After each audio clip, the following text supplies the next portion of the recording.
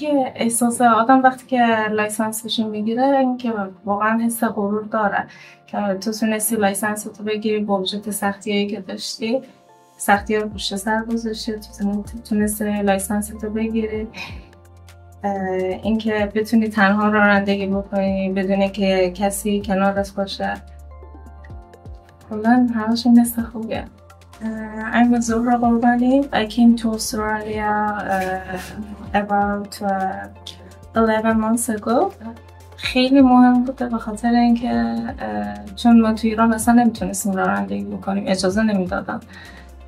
ولی خب اینجا که اومدیم خب یه سری چیزایی برای کلا برای همه مردم از اقوام مختلف، از کشورهای مختلف، ملیت‌های مختلف که تو استرالیا میان مهاجرت میکنن که اجازه میدن که مثلا تو اینجا رانندگی بکنی، لایسنس تو بگیری، بعد بهت گواهینامه میدن اینکه بتونی خونه بخری، بتونی یه ملیتی از خودت داشته باشی. این خیلی خوبه، حس خیلی خوبه.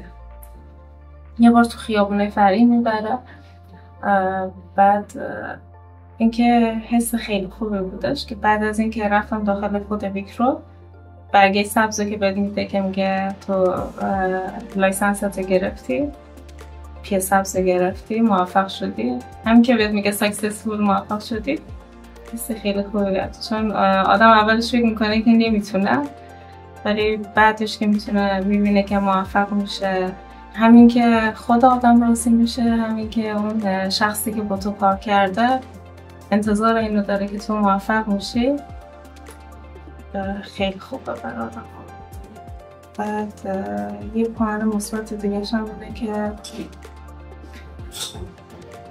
داشتن آزادی و استقلال خیلی خوبه، چون که خب بالاخره خیلی از ماها که توی یه سری از کشورها بودیم زندگی کردیم اون استقلال آزادی رو نداشتیم، ولی الان که توی این کشور اومدیم باید ازش استفاده بکنیم که بتونیم به اون خواسته هایی که داریم در آینده برسیم.